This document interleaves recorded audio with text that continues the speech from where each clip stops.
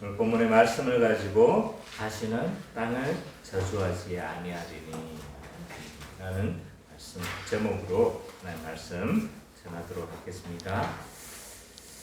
지난주 우리는 설교에서 하나님의 심판에서 살아남는 자가 도대체 누구냐, 오직 믿음으로 의롭다함을 받는 자들이다 라는 것을 봤어요. 구약이나 신약이나 믿음으로 의롭다함을 받는 자, 그가 하나님의 심판에서 살아남는다는 것을 우리가 살펴봤는데, 내용적인 측면을 우리가 조금 요약해서 좀 한번 살펴보도록 하겠습니다. 1절과 5절을 보면 이제 6장에서 예고되어졌던 그 하나님의 심판이 시행되어지는 것을 우리가 봤습니다. 그래서 하나님은 노아와 노아의 가족들에게 방주에 들어가라, 그렇게 명령을 했습니다. 그 방주에 이제 혼자만 들어가는 게 아니죠, 그죠? 동물들도 이제 들어가야 되는데, 이 동물들은 구체적으로 좀 더 표현했어요. 그래서 정결한 것과 부정한 것을 구분해서, 또 정결한 것은 7상, 또 부정한 것은 1상씩 그렇게 구분해서 드리도록 그렇게 하나님은 이야기를 하시죠. 근데 문제는 뭐냐면, 이제 자세히 읽기를 해보면 여기에 좀 의문이 있다는 거예요. 그게 뭐예요? 어떻게 율법을 받기도 전인데 정결한 것과 부정한 짐승이 이렇게 나뉠 수 있느냐? 율법을 받는 건 이 노아보다 훨씬 뒷시대에 그 모세에게 주어진 거란 말이에요, 그죠? 그 앞 시대에 있는 노아가 어떻게 이걸 알았겠느냐, 이 말인 거죠. 물론 이것을 통해 이제 이 사실을 통해서 우리는 몇 가지 사실을 알 수 있다고 했어요. 그건 뭐냐면, 이 글을 읽는 독자들은 출애굽한 이스라엘 백성들이었고, 그래서 출애굽한 이스라엘 백성들은 이 내용들에 대해서 의문을 가질 수가 없었다. 왜냐하면 분명히 이제 부정한 것과 정결한 짐승을 다 알고 있었기 때문에. 그러면 그래도 이상하잖아요. 그 당시 노아가 이걸 할 수 있을 리가 없잖아요 라는 걸 우리는, 그 질문은 결국은 이 시대에도 율법을 받기 전에도 율법에 대한 의식들이 있었다는 거예요. 그리고 하나님께 어떻게 나아가야 되는지, 가인과 아벨부터 어떻게 하나님께 예배하며 나아가야 되는지를 다 계시받았다고 했죠, 그죠? 가인은 이걸 안 믿고 그냥 예배를 드린 거잖아요, 그죠? 그래서 그는 하나님께 어떻게 한 거예요? 그 예배를 받지 않으셨잖아요, 그죠? 그러니까 이 시대에서도 하나님께 어떻게 나아가야 되는지, 하나님의 뜻인 율법을 어떻게 행해야 되는지, 이런 여러 가지 그 이전 세대에서도 율법과 구원에 대한 이런 원시적인 지식들이 있었다는 것을 우리는 추론해 볼 수 있다는 겁니다. 이런 심판은 하나님께서 적극적으로 주도하시면서 시행하시죠. 그게 6절부터 16절에 잘 나와 있었어요. 그래서 동물이나 새가 노아들 앞에 어떻게 한다고 그랬어요? 자발적으로 나온다고 그랬어요. 그래서 노아는 단지 뭐 했다? 출석부 불렀다. 왔어? 들어가. 사자? 왔어? 들어가. 이거밖에 없었어요. 물론 과장해서 좀 했어요. 실제 출석부는 그거는 이제 그것도 또 그거 가지고 험잡으면 안 되겠죠, 그죠? 과장해서 설교하기 위해서 제가 그렇게 과장해서 설명한 것이고, 그러나 노아가 그들을 인도해서 데리고 들어간 것은 분명하다는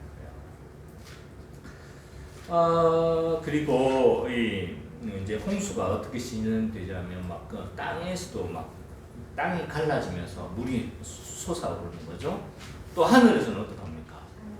창이 열려서 40주야를 비가 내리니까 어마어마하게 내린 거죠. 그래서 땅에 있는 모든 생물들은 죽을 수밖에 없었던 거죠. 그래서 이 홍수가 벌어지기 전에 이제 노아 가족은 방주로 들어가게 됐고, 또 하나님은 다 방주에 들어가니까 최종 하나님께서 어떻게 하세요? 문을 닫으세요. 그러니까 문 닫는 것마저도 하나님이 하신다는 거예요. 그래서 하나님은 심판도 주도하시지만 또 뭣도 주도하신다? 구원도 하나님은 주도하신다. 이런 사실도 살펴봤습니다. 이런 하나님의 심판에서 구원받는 자가 누구냐? 17절부터 24절. 물론 그 앞에도 언급이 있었어요. 그런 암시적인 표현들이 있긴 했지만 그거는 이제 앞에서 제가 설명 안 했고, 근데 여기서 이제 심판에서 구원받는 자가 누구냐라고 했었을 때 이제 모든 생물이 다 죽었더라 했는데 방주에 남은 자들만 살았더라. 이런 표현을 통해서 뭐예요? 서로 대조하고 있고, 이 남은 자들은 누구냐라고 했었을 때 요 하나님의 심판의 약속을 믿고 그 심판을 준비했던 사람, 믿음이 있었던, 믿음으로 의롭다함을 받았던 사람들인데, 결국 심판에서 살아남는 자들은 누구냐라고 했었을 때 믿음으로 의롭다함을 받는 그들이 하나님의 심판에서 살아남는다. 그것은 과거에나 신약에나 동일한 믿음으로 구원을 받는다는 법칙은 변하지 않는다.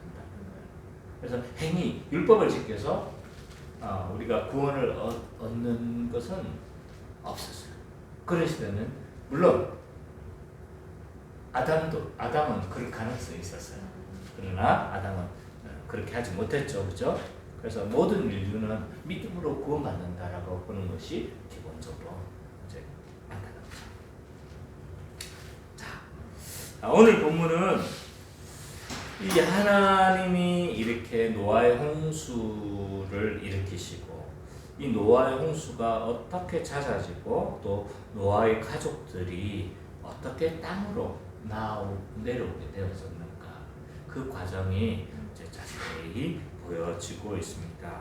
그래서 1절과 5절까지를 보면요, 홍수가 중단되어지고 산들의 봉우리가 드러나고 있는 장면입니다. 그래서 이 홍수가 좀 잦아지고 있다는 것을 알 수가 있습니다. 1절과 5절을 우리 성민이가 한번 좀 읽어주십시오.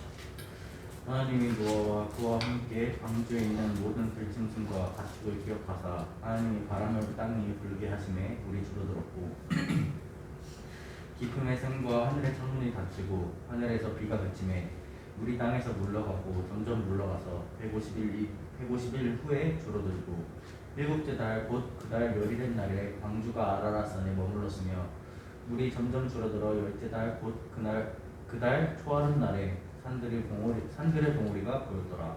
자, 1절에 보니까요, 하나님은 노아와 그와 함께 있는 들짐승들과 가축을 뭐 했대요? 지금 기억하셨다고 이야기해요. 이 하나님의 기억하심을 우리는 명심할 필요가 있어요. 왜냐하면 하나님의 기억하심은 곧 하나님의 행동하심의 전제다. 항상 하나님께서는 하나님 뭔가를 기억하시고 하나님은 행동하시는 거죠. 출애굽할 이스라엘 백성들도 막 이스라엘 백성들이 하나님께 자신들의 고통을 탄원하죠. 근데 하나님이 아브라함과 이삭과 야곱과 맺은 언약을 기억하사 라고 말씀하시면서 뭘 하시냐면요, 멸장을 일으키고, 그래서 출애굽의 행동이 막 출애굽의 여러 가지 사건들이 그것 때문에 일어나는 거예요. 그래서 오늘 하나님께서 지금 노아와 그와 함께 있는 들짐승과 가축을 기억했다라고 하신 말씀은요, 하나님의 행동이 지금 뭐가 곧 나타날 것이다 라는 것을 보여주고 있는 겁니다.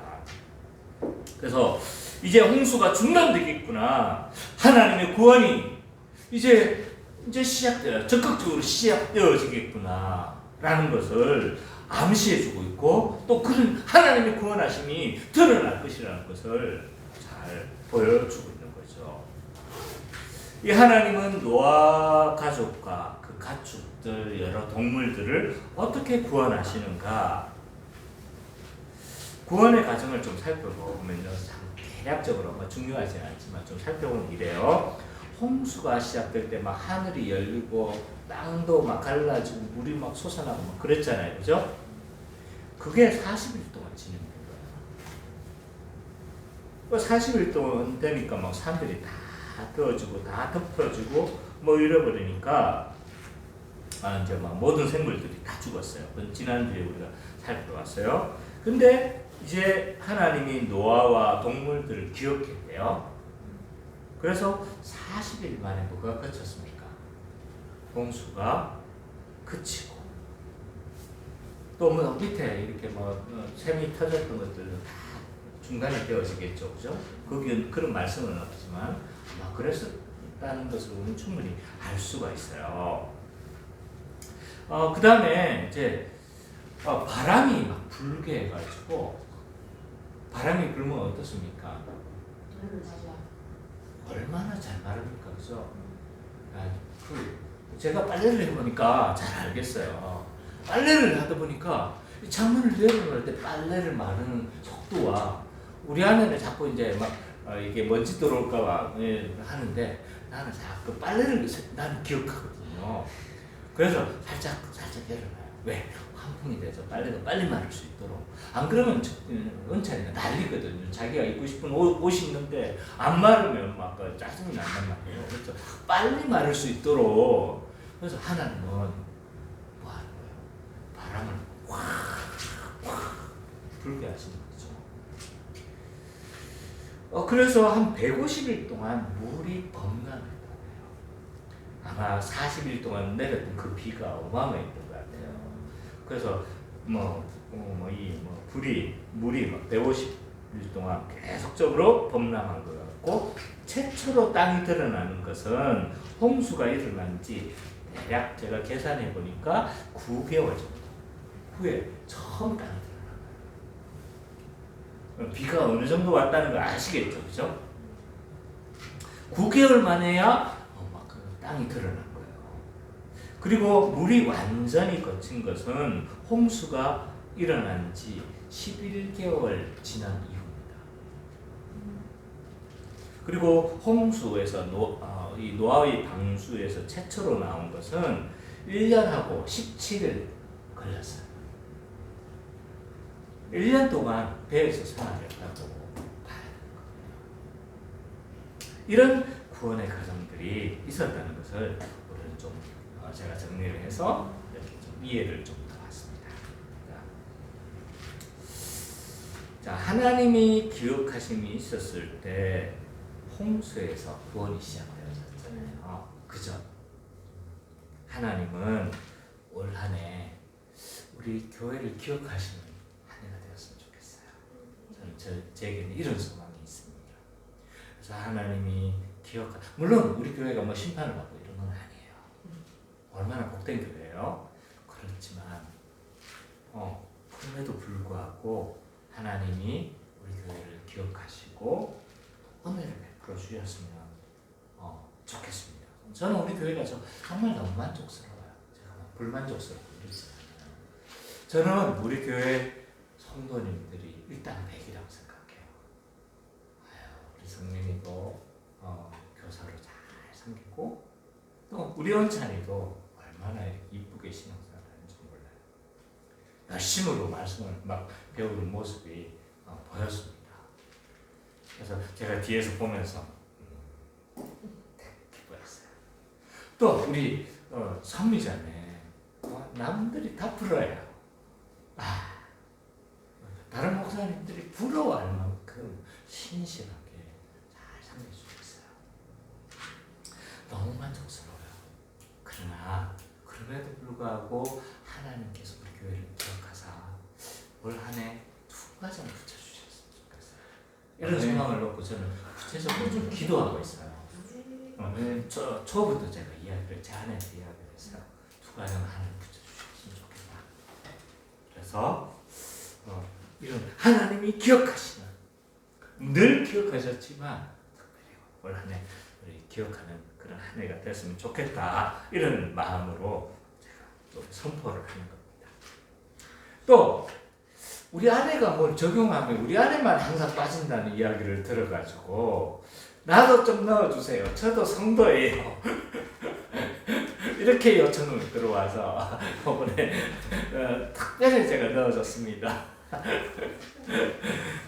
하나님이 제 아내를 기억하사. 우리 아내 소망이 뭐냐 제가 물어보니까요. 자기는 이쁜 할머니로 그렇게 좀 늙어갔으면 좋겠다고요. 이쁘다는가 이 젊음을 잃어버리지 않겠다는 말이 아니에요. 그건 어쩔 수 없어요. 이쁜 할머니로 늙는다는 건 모든 면에서 나이가 드는 것만큼 마음도 성숙해지고, 그래서 모든 사람들이 막 할머니에게 찾아와서 치유를 구하는 것처럼 그런 할머니를 늙고 싶은 소망. 멋있죠, 그죠? 멋있으십니다. 그래서 하나님이 기억하사 정말 이쁜 할머니로 늙어가는 원장이 되었으면 좋겠어요. 그리고 삼미자매 하나님이 기억하신 아내가 됐으면 좋겠어요. 그래서 순적하게 배우자와 진로의 문제도 잘 순적하게 이렇게 이루어지는 아내가 되었으면 좋겠다. 우리 성민이 은찬이 할까 말까요? 내가 물어서 그래서 물은 거예요. 네, 우리 성민이 하나님이 기억하사 대답하지 않아가지고 제가 제 임의로 했어요. 병력의 문제도 잘 해결되고 진로의 문제에서도 구체적으로 하나님께서 보여주셔서 그 길을 잘 달려갔으면 좋겠습니다. 우리는 은찬이는 어떨까요? 하나님이 기억하셔서 우리 은찬이에게는 하나님을 더욱 사랑하고 또 공부할 때도 지혜를 주시는 그런 한 해가 되었으면 좋겠어요. 지금 제일 중요한 시기잖아요, 그죠? 제일 중요한 시기 하나님께서 지혜를 주셔서 공부도 잘하는 한 해가 되었으면 좋겠다. 어쨌든 우리 교회가 하나님이 기억하는, 특별히 기억하는 한 해가 되었으면 이것을 놓고 우리 같이 좀 기도했으면 좋겠습니다. 자, 그리고 나서 6절과 15절에 보니까 이 노아가 어떻게 홍수에서 육지까지 나오는 과정들이 이제 쭉 기술이 되고 있어요. 선미자매가 좀 읽어주십시오. 6절부터 15절까지. 40일을 지나서 노아가 그 망주에는 창문을 열고 까마귀를 내놓으니 까마귀가 물이 땅에서 마르기까지 날아 왕래하였더라. 그가 또 비둘기를 내놓아 지면에서 물이 줄어들었는지를 알고자 하니 온 지면에 물이 있으므로 비둘기가 발붙일 곳을 찾지 못하고 방주로 돌아와 그에게로 오는지라. 그가 손을 내밀어 방주한 자기에게로 받아들이고 또 7일을 기다려 다시 비둘기를 방주에서 내놓으매 저녁 때에 비둘기가 그에게로 돌아왔는데 그 입에 감람나무 새 잎사귀가 있는지라. 이에 노아가 땅에 물이 줄어든 줄을 알았으며 또 7일을 기다려 비둘기를 내놓으니 다시는 그에게로 돌아오지 아니하였더라.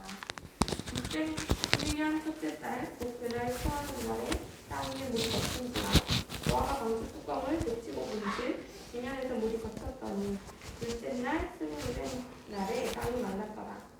하나님이 노아에게 말씀하여 이르시되 너는 내 아내와 내 아들들과 내 며느리들과 함께 방주에서 나오고 너와 함께한 모든 혈육 있는 생물 곧 새와 가축과 땅에 기는 모든 것을 다 이끌어내라.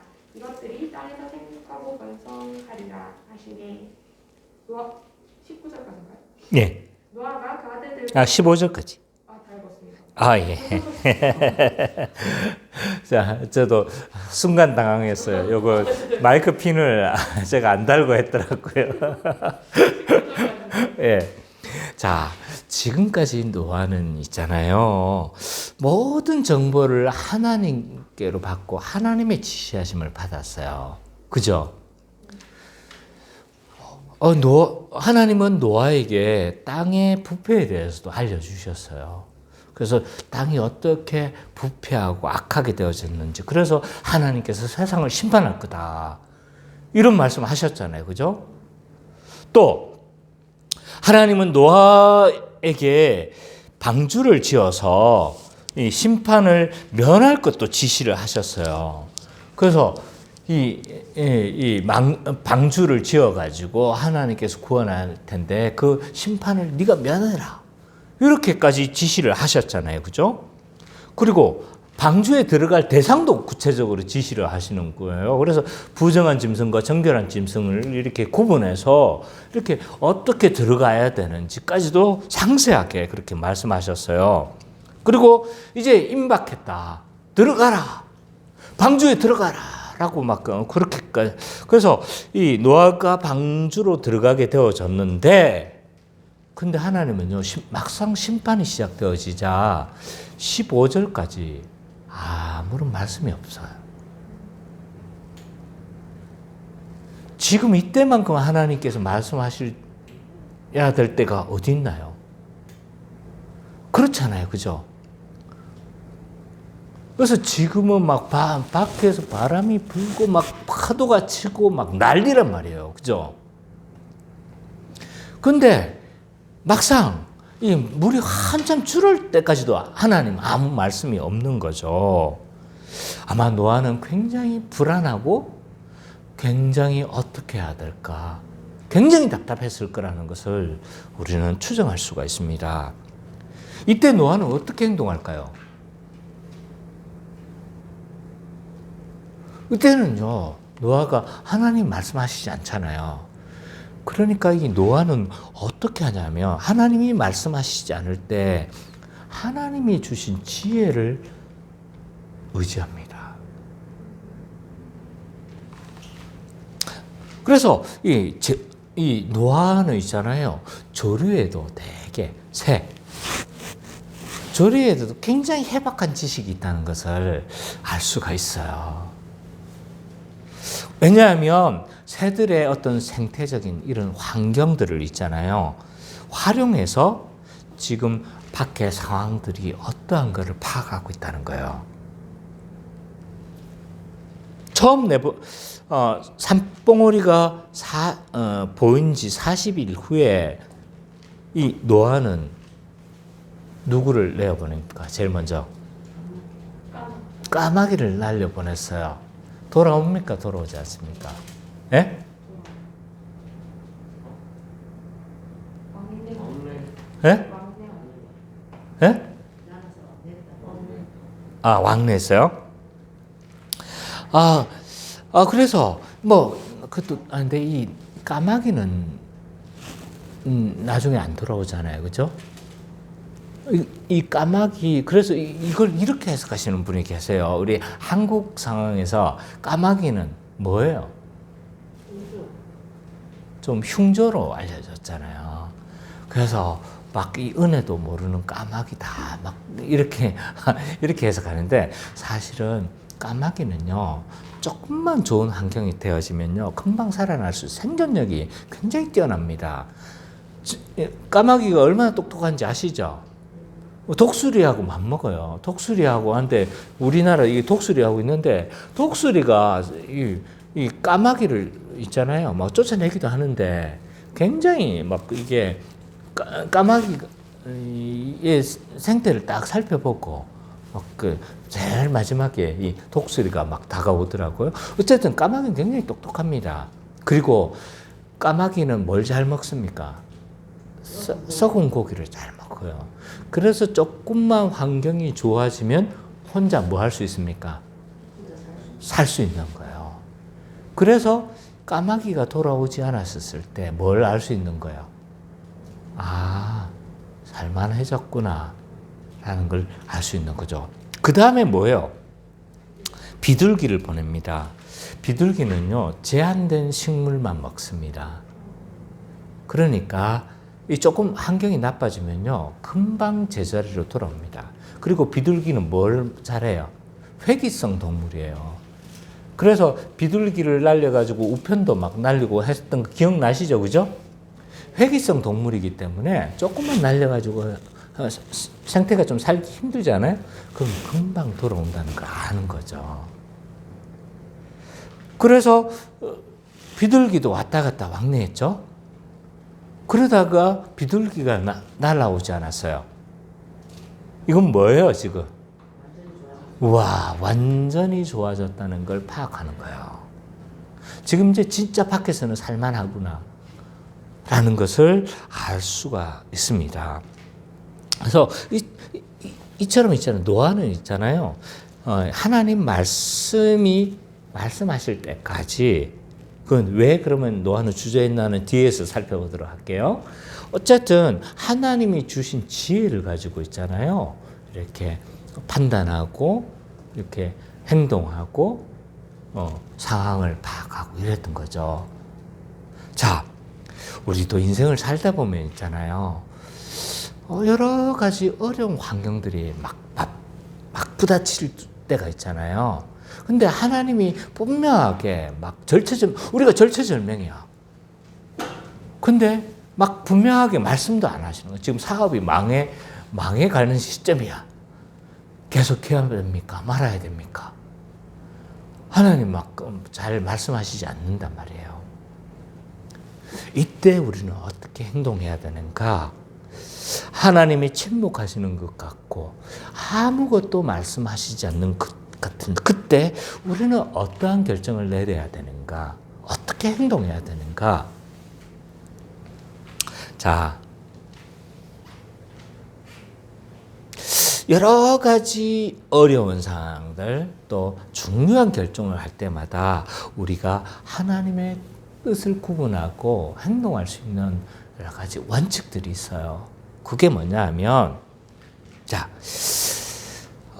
첫 번째, 성경에서 언급하고 있는 부분에서는요, 하나님의 계시되어진 그 명령에 그대로 순종하면 돼요. 자, 불신자 아내와 남편을 성경에는 뭐라고 하고 있어요? 하지 말라고 이야기를 하고 있죠? 이건 물어볼 필요가 있다, 없다? 물어볼 필요가 없어요. 그냥 그 계시된 명령대로 하면 되는 거예요. 순종이 필요해요, 이것은. 또 형제를 내가 사랑해야 됩니까? 말아야 됩니까? 저 형제가 저 자매가 너무 내가 지금 미운데 형제를 사랑해야 됩니까? 말아야 됩니까? 물어볼 필요가 있습니까? 없습니까? 물어볼 필요가 없는 거예요. 형제를 사랑해야 되는 거예요. 한 몸, 한 지체가 되었으니까 서로 안 맞아도, 그죠? 우리는 사랑하기 위해서 노력해야 되는 거예요. 성경에 언급되어 있는 사실에 대해서는 물어볼 필요가 없다. 근데 언급되지도 않고 성경에 대해서 이런 분명한 원리에 대해서 제시되지 않는 경우는 우리는 어떻게 해야 되는가? 어떻게 해야 됩니까? 이런 경우가 많죠. 그죠? 직장을 삼성에 가야 됩니까? LG에 가야 됩니까? 성경에 언급되어 있습니까? 언급되어 있습니까? 내가 넥타이를 빨간색을 매야 됩니까? 파란색을 해야 됩니까? 이런 것은 언급되어 있지 않단 말이에요. 그러나 우리가 막상 그때그때 선택하고 결정해야 될 일들이 많단 말이에요. 성경에는 언급되지 않다 할지라도 내가 사소한 걸 말했지만 어떤 것은 중요한 결정을 내려야 될 때도 있단 말이에요. 그죠? 이런 경우 우리는 내가 서울대 가야 됩니까? 경북대 가야 됩니까? 여기에 대해서 우리는 어떻게 해야 됩니까? 어떤 결정을 내려야 돼요? 자, 이때는요, 영적 적합성을 가지고 판단해야 돼요. 이게 무슨 말이냐? 분명한 성경에서 분명한 원리를 제시하지 않는 경우에 있어서는 신자는요, 나름대로 우리에게 주신 지혜와 또 자유를 가지고 선택하고 책임을 가지고 있잖아요. 선택해야 돼요. 근데 아무나 그럼 어느 것을 할까요? 이렇게 아무거나 이렇게 선택하면 안 된다는 거예요. 거기에도 원리가 있다는 거예요. 그 원리가 뭐라는 거예요? 영적 적합성이다. 이 영적 적합성이라는 건 뭐냐면 먼저 영적이라는 건요, 하나님의 뜻과 방향에 맞아야 된다는 거예요. 하나님의 영광을 나타내느냐, 하나님 기뻐하시는 일이냐. 그래서 하나님의 뜻과 성경에 계시된 그 성경의 뜻과 뭐 해야 된다는 거예요? 부합해야 된다는 거예요. 둘 다 부합하는데요. 그러면 적합성을 가져와야 되는 거예요. 적합성. 이것이 얼마나 효율적이고 둘 다 이게 다 영적인 거 그것과 상관이 없어. 그럼 어떻게 해야 되는 거예요? 적합성을 가지고 나한테 잘 맞는 길인지 또 나한테 뭐 하는 거예요? 내가 더 충분히 뭐 할 수 있는 여러 가지 또 보수가 더 많은 것인지 보수 원하는 건 보수 많은 거 싫은 건 아니잖아요, 그렇죠? 그런 경우에는 우리는 당연히 뭐 하는 거예요? 적합성을 가지고 해야 되는 거죠. 그래서 이런 영적 적합성을 가지고 분명하게 계시되지 않는 경우는 그렇게 해야 된다는 거예요. 그래서 삼성 가야 됩니까? LG 가야 됩니까? 몇 년을 해도 있잖아요. 하나님 분명하게 말씀하시잖아요. 결국은 우리는 거기서 뭐 하는 거예요? 그냥 어떤 사람은 그거 막 하나님의 인도하심을 바란다고 해가지고 결국은 자기의 어떤 감정, 끌리는 대로 가는 거거든요. 그래서 그렇지 않다. 분명하게 하나님께서 하나하나 그렇게 인도하시지 않는다는 거예요. 그래서 영적 적합성을 가지고 우리는 판단해야 되는 거죠. 자, 그리고 나서 16절과 22절을 보니까 하나님은 다시는 땅을 저주하지 않겠다라고 그렇게 약속하세요. 16절부터 22절까지 우리 은찬이가 한번 읽어주세요. 16절부터 22절. 너는 네 아내와 네 아들들과 네 며느리들과 함께 방주에서 나오고 너와 함께한 모든 현중이 있는 생물 곧 새와 가축과 땅의 길 모든 것을 다 이끌어내라.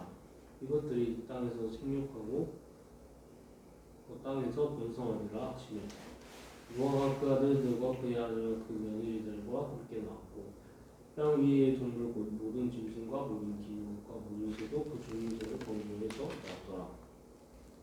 노아가 여호와께서 나를 쌓고 모든 정결한 짐승과 모든 정결한 새 중에서 제물을 취하여 먼지로 제단에 드렸더니 여호와께서 그 향기를 받으시고 그 중심에 이르시되 내가 다시는 사람으로 말미암아 땅을 저주하지 아니하였니 이는 사람의 마음이 계획하는 바가 어려서부터 악함이라. 내가 전에 행한 것과 같이 모든 성도를 다시 멸하지 아니하니 땅이 있을 동안에는 심음과 거름과 추위와 더위와 여름과 겨울과 ฤতু와 밤이 쉬지 않나니라. 이 16절부터 있잖아요. 22절까지를 봐보면 이 하나님은 있잖아요. 하나님이 말씀하시는 내용이에요. 그런데 두 번 말씀하세요. 16절부터 17절까지는 노아에게 20절까지 이제 잘못 기록이 됐네요. 15절부터 20절까지는 노아에게 말씀하시는 내용이에요. 노아에게 이렇게 말씀하시는 내용이 있고 또 21절부터 22절까지는 하나님이 자신에게 말씀하시는 내용이에요. 그래서 약간 독백에 가까운 거죠. 그래서 두 번 말씀하시는 걸 볼 수가 있어요. 그래서 이 노아에게 말씀하시는 먼저 15절부터 20절까지의 그 노아에게 하시는 말씀의 내용을 보면 이 방주에서 나오라. 그리고 이제 그 명령들이 이제 좀 창세기의 명령과 좀 비슷한 부분이 있어요. 그래서 나오라고 했었을 때 노아는 이미 뭘 알고 있었습니까? 밖이 지금 살만한 환경이라는 걸 이미 알고 있었어요. 그럼에도 불구하고 노아는 안 나왔어요. 기다렸던 거예요. 왜 그랬을까? 왜 노아는 밖이 지금 살만한 환경이라는 걸 알면서도 왜 나오지 않았을까? 아마 인류의 존망이 달려져 있는 거잖아요. 그죠? 그렇기 때문에 하나님이 구체적으로 말씀하실 때까지 기다렸던 것 같아요. 정말 이 노아는 있잖아요. 정말 하나님의 사람 같아요. 하나님의 인도하심을 따라서 그렇게 불안했음에도 불구하고 또 환경이 그렇다는 거 다 알았잖아요. 그죠? 그렇음에도 불구하고 모든 인류의 전망이 걸려있기 때문에 하나님의 그 인도하심을 기다리며 말씀하실 때까지 좀 기다렸던 것 같아요. 그래서 또 밖에 그 하나님이 나오라고 했었을 때 밖에 상황들이 지금 좋다는 것도 다 파악하고 있었잖아요. 그래서 이 노아는 이 하나님이 나오라고 말씀하셨을 때 노아는 어떡합니까? 이때구나. 제가 기다렸습니다. 라고 하면서 어떻게 하는 거예요? 지금 여기에 순종하고 있는 모습을 볼 수가 있습니다. 그리고 노아가 나와서 뭘 합니까? 여호와께 제단을 쌓고 정결한 짐승과 새를 취해서 뭐 합니까? 번제를 드리죠. 왜 번제를 드렸을까요?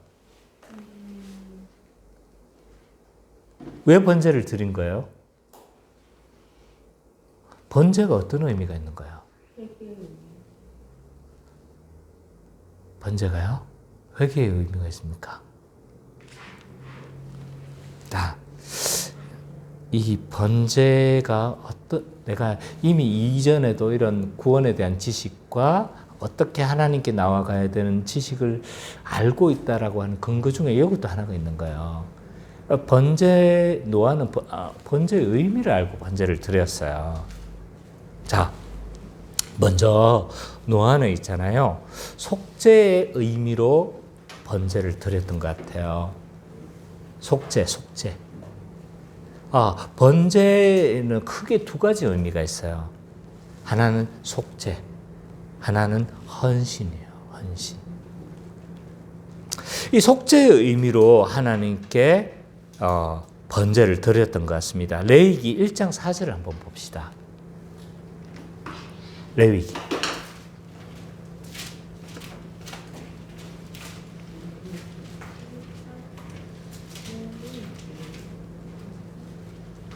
1장 4절 한번 읽어주세요. 정민이가 한번 읽어주세요. 그는 곤제물의 머리에 안수하였으니 그를 위하여 기쁘게 받으심이 되어 그를 위하여 속죄가 될 것이라. 그렇죠. 번제가 속죄의 의미가 있다는 것을 보여주고 있죠. 그죠? 그러니까 번제를 드렸을 때 속죄가 되어지는 거예요. 노아는 이걸 분명히 알고 있었습니다. 왜 그럼 속죄를 했던 거예요?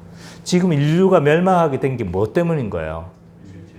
그렇죠. 인류의 모든 죄 때문에 그런 거잖아요. 그렇죠? 모든 죄 때문에 인류가 이 지경까지 온 겁니다. 하나님의 심판을 바라본 노아는요, 하나님 앞에 엎드려서 인류를 대신해서 속죄의 제사를 드리는 것은 너무 당연스러워 보입니다.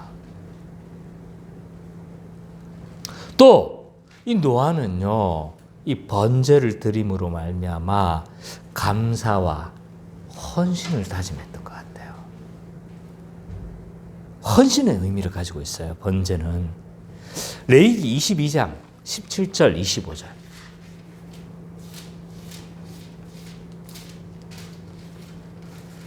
레위기 22장 17절 25절. 예, 한번 읽어주세요. 여호와께서 모세에게 말씀하여 이르시되 아론과 그의 아들들과 이스라엘 온 족속에게 말하여 이르라.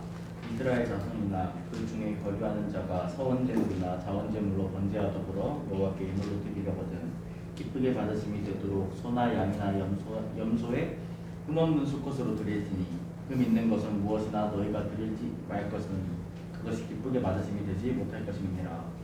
만일 누구든지 서원하는 것을 갚으려 하든지 자의로 예물을 드리려 하여 소나 양으로 화목제물을 여호와께 드리는 자는 기쁘게 받으심이 되도록 아무 흠이 없는 온전한 것으로 할지니 너희는 눈먼 것이나 상한 것이나 지체에 배임을 당한 것이나 종기 있는 것이나 습진 있는 것이나 기름 먹은 것을 여호와께 드리지 말며 이런 것들은 제단 위에 화제물로 여호와께 드리지 말라.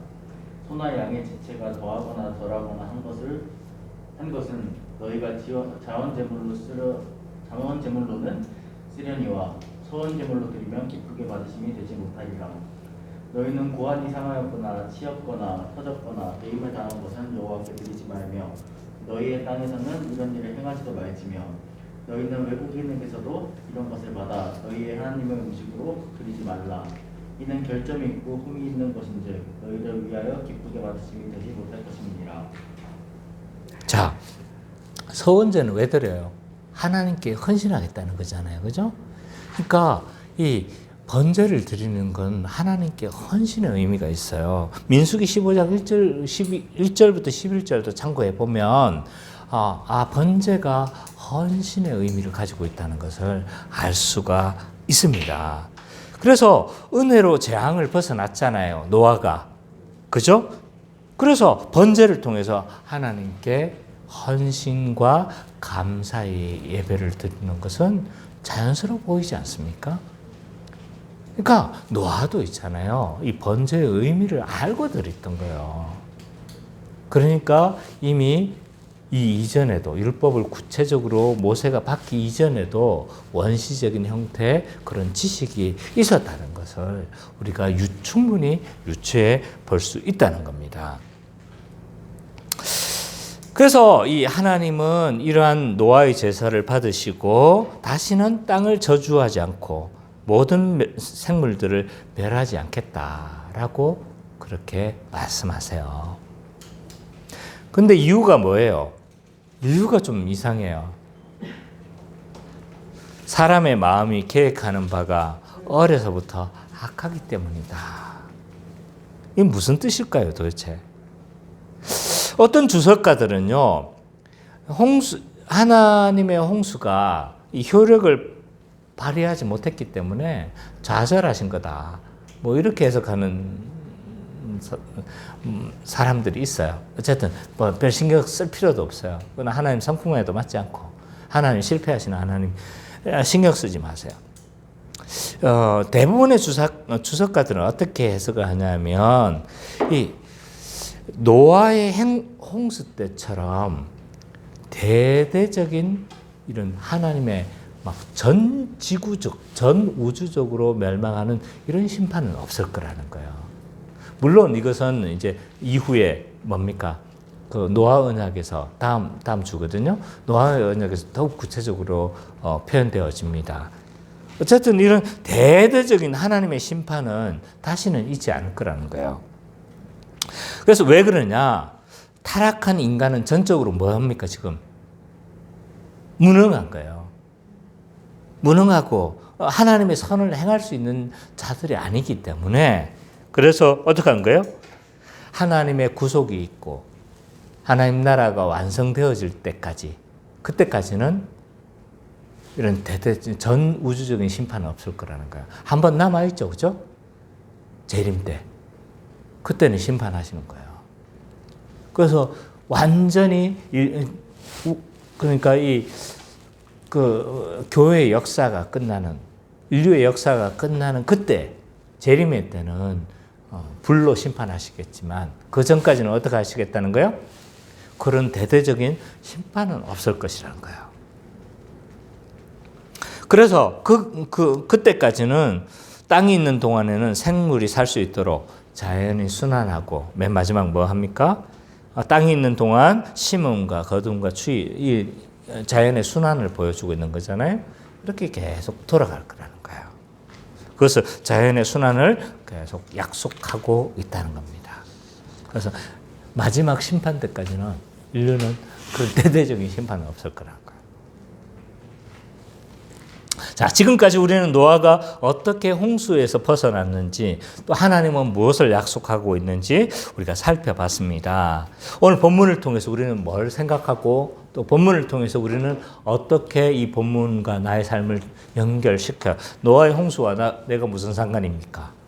아니에요. 상관이 있어요. 자, 첫 번째로 하나님의 전 지구적 심판은 재림 때까지는 없을 것이라는 사실입니다. 너무 두려워하지 마십시오. 유성이 와서 박지 않습니다. 걱정하지 마세요. 자, 요즘같이 지구가 한순간에 멸망할 수 있겠구나라는 생각을 하는 시대가 없어요. 저도 살아오면서 코로나 퍼지는 거 보십시오. 야, 저는 살아오면서 교회 예배가 중단되어 봤던 적이 모여서 이렇게 예배가 중단되어 봤던 적이 없었어요. 없잖아요, 그죠? 50년 살아오면서 그런 경험이 없어요. 근데 이게 몇 년 동안 이렇게 지속되리라는 거, 뭐 책에서나 봤던 어떤 역병이 뭐 발생해가지고 막 이런 것들이 있잖아요. 이렇게 처음 봤습니다. 뭐 우크라이나 전쟁은 다시 1, 2차 세계대전이 일어날 수 있겠다는 이런 악몽이 있잖아요. 다시 한번 살아나고 있습니다. 또 우리나라는 지금 어떻습니까? 백두산이 지금 폭발할지 모른다. 이런 우려를 지금 하고 있습니다. 물론 이건 저는 뭐 나름의 근거를 가지고 있다고 생각하지만 어쨌든 전 지구적인 이런 재앙이 생길 수도 있겠다라는 이런 우려가 우리 안에서도 있습니다. 사실 우리는 인류의 역사를 살펴보면요, 인류의 삶을 이렇게 위협했던 적이 한두 번이 아닙니다. 자연재해로 인해서 굉장히 많은 사람들이 죽었어요. 자, 먼저 화산이 우리가 걱정이 되니까 인류 가운데 가장 큰 화산이 뭐였을까요? 폼페이를 많이 기억하지만 사실은 가장 큰 화산은요, 인도네시아의 화산입니다. 탐보라 화산이에요. 이건 역사 기록에서도 남아있고 또 인류가 관측했던 화산입니다. 물론 폼페이 화산도 아마 굉장히 컸던 화산은 분명한 것 같아요. 그러나 이 탐보라 화산은 인류의 기록이 어느 정도였는가가 구체적으로 나와 있어요. 1800년도에 일어났던 화산입니다. 화산재가 어느 정도 날아갔냐면 반경 600km까지 날아갔습니다. 600km. 그래서 지구를 3일 동안 캄캄한 밤으로 만들었습니다. 그리고 일부의 그 재는 성층권까지 올라가가지고 지구의 온도를 1도 낮춰버렸습니다. 이게 얼마나 큰 그거라는 거 알죠? 이 화산이 인도네시아는 저 남반구에 아주 먼 나라에 있잖아요. 비행기를 타고 가도 한 6시간, 7시간 가야 되는 그런 나라입니다. 그러면 우리나라에 영향을 미쳤을까요? 미쳤을까요? 미쳤어요? 근거가 뭡니까? 저수까지 올라갔다는 건 그 시대의 역사의 기록을 찾아가 보니까요, 탐보라 화산으로 인해서 그 사람들이 아마 그 병이 많이 돌았던 것 같아요. 근데 우리나라에도 그 시대, 그 해, 굉장히 역병으로 많은 사람이 죽었어요. 그리고 온도가 내려가지고 그 몇 해 동안 흉적이 지속됐다고 합니다. 그러니까 그때 우리나라 사람은 뭔지도 모르고 당했어요. 뭔지도 모르지만 우리나라에서도 그렇게 영향을 미쳤다는 걸 알 수가 있습니다. 요즘 백두산 분화에 관심이 많아요. 천년 전에 백두산 분화가 엄청난 분화가 있었다는 거 알잖아요. 어느 게 컸을까요? 규모로 보면요, 백두산 화산이 더 컸습니다. 피해는 그거보다 적었던 것 같아요. 왜냐하면 이게 이 북반구에 이게 뭐 제트기를 타는 그게 있어가지고 쉽게 이게 거쳐져 버렸다고 이야기를 하더라고요. 연구 결과를 좀 검색을 해보니까 피해는 그거보다 적었지만 규모는 그거보다 훨씬 컸습니다. 그래서 이 분출 당시에 황해 성분을 추출해가지고 이렇게 과학적으로 분석해 보니까 탐보라 화산보다 몇 배가 컸을까요?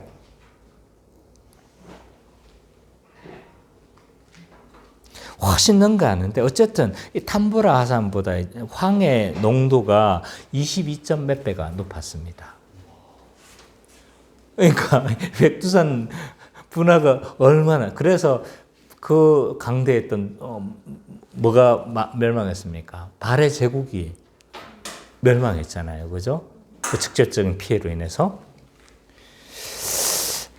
그리고 인도네시아 2004년에 있었던 성민이가 태어난 지 얼마 안 됐던 은찬이는 태어나기도 전인 인도네시아의 쓰나미로 인해서 30만 명이 죽었던 적도 있습니다.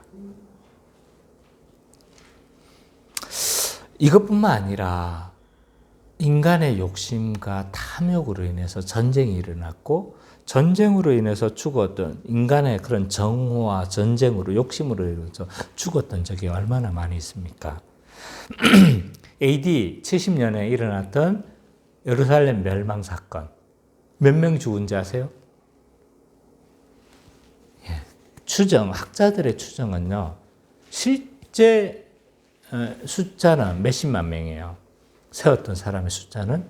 그러나 추정하는 그 이전에 이렇게 뭐 굶어 죽었거나 이런 사람 추정하면 많이 잡아서는 100만 명까지 죽었다라고 추산하고 있습니다. 한꺼번에 그 100만 명이 죽은 거예요. 또 히틀러에 의해서 아우슈비츠 수용소에서 학살당한 사람 몇 만입니까? 몇백만이 되잖아요. 그죠? 우크라이나 전쟁도 제가 딱 계산해 보니까 양측에서 죽었다라고 하는 사람들을 이렇게 해보니까 지금 20만 명이 죽었어요. 전쟁으로 인해서.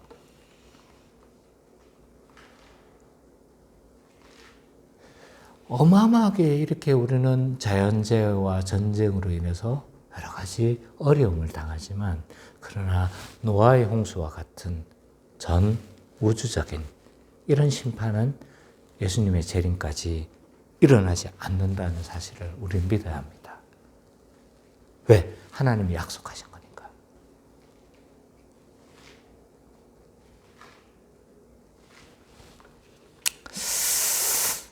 물론 국제적인 화산도 있을 거고요. 국제적인 전쟁도 있을 거예요. 그러나 전우주적인 그런 심판은 없을 겁니다. 또 하나의 적용점이 있어요. 뭐냐 하면 예수님은 우리의 참된 속죄와 헌신이 되신다는 거예요. 노아가 드린 번제는 어떤 의미가 있다고 했습니까?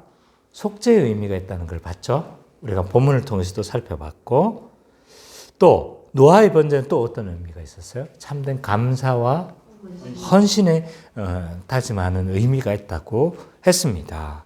이런 번제는요, 우리 주 예수 그리스도 대신 십자가 죽음의 모형이기도 합니다. 예수님이 형벌 대속적 죽음을 죽으심으로 말미암아 우리의 참된 속죄가 되셨죠. 십자가 지금 모르세요? 다시 한번 할까요? 복음의 기초 한번 해볼까요? 그래서 예수님이 인류의 모든 죄를 예수님에게 부으심으로 말미암아 그 죄를 다 담당하시잖아요, 그죠? 그래서 참된 속죄가 되셨어요. 또 예수님은 하나님께서 온전히 그 명령하신 것에 대해서 온전히 어떻게 하세요? 헌신하시고 복종하시죠.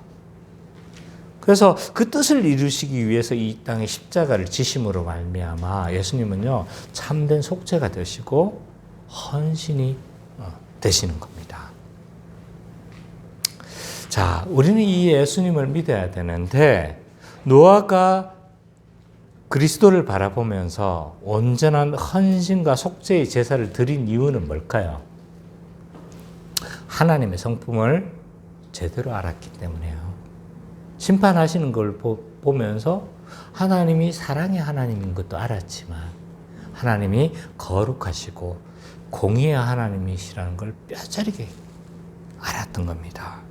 우리도 하나님의 성품을 온전히 알아야 합니다. 근데 이런 하나님의 성품을 왜곡시키려고 하는 자들이 있어요. 하나님은 사랑의 하나님이다. 하나님이 어떻게 진노하시는 하나님이시냐? 이 사람들의 반대하는 이유가 있어요. 왜 하나님의 진노하심을 반대하고 하나님의 거룩하심을 왜 반대하냐면요. 너무 원시 종교 같다는 거예요. 왜 아포칼립토 영화에서 보면 하나님이 신이 노했기 때문에 막 재물을 바쳐가지고 막 심장을 파가지고 확 뜨니까 우와 막 했잖아요, 그죠? 그럼 하나님이 그런 원시적인 하나님이시냐? 그런 잔인한 하나님이시냐? 그런 분은 아니세요, 분명히. 그렇지만 하나님은 거룩하신 하나님이에요. 그 거룩하심 때문에 십자가에 죽으셨잖아요. 만약 우리가 이 거룩하심을 무너뜨린다면요, 교회는 심각하게 타락이 일어날 수밖에 없습니다. 만약 하나님의 성품이 왜곡되어져서요, 하나님의 사랑만 강조하게 되면 교회는요, 모든 거룩을 잃어버리고 말 겁니다. 그래서 우리가 죄를 지었음에도 불구하고 뻔뻔하게 교회에 나와서 하나님이 용서하실 거야. 하나님은 사랑의 하나님이시야. 내가 비록 잘못했지만 그럼에도 불구하고 하나님이 난 구원받았잖아. 이렇게 이야기를 하면서요, 부끄러워하지 않을 겁니다. 만약 사랑의 하나님만 강조된다면요, 교회는 모든 거룩을 잃어버리고 맙니다. 반대로 하나님의 거룩하심만 강조하면 어떻게 되겠습니까? 교회 안에 정죄로 인해서 남아있을 영혼이 아무도 없어요. 나도 죽어버려요. 성민이 다 남아있을 사람이 없어요. 하나님의 거룩하신 성품을 온전히 알고 어떻게 해야 되는 거예요? 그것을 믿고 우리는 하나님의 이 성품을 수호해야 돼요. 현대 신학자들은 이것에 대해서 아무런 개의치 않고 막 그것을 하나님의 성품을 왜곡시키는 것이 너무 자기들 생각 나름대로 원시 종교답다고 해가지고 그런 것을 제하여 버린다라면요, 그것은 하나님의 계시되어진 그 하나님의 성품을 부정해 버리는 결과가 나올 수밖에 없습니다. 우리는 적극적으로 이러한 상황들을 막아내야 돼요. 그래서 하나님의 성품은 거룩하시며 하나님의 성품은 사랑이시다는 하나님, 거룩과 사랑을 온전히 주위에 알려야 돼요. 대학생들에게 알려야 돼요. 또 우리 교회는요, 하나님의 거룩과 사랑이 충만한 교회로 세워져 나가야 돼요. 사랑만 있는 교회가 돼야 됩니까? 아니죠.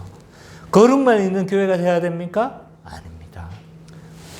거룩과 사랑이 충만하게 살아있는 그런 교회를 우리는 세워나가야 될 것입니다. 그래서 우리의 온전한 속죄가 되어지고 온전한 헌신이 되어지는 그리스도를 믿음으로 바라보는 우리 기쁨의 교회 모든 성도님 되시기를 간절히 축원합니다.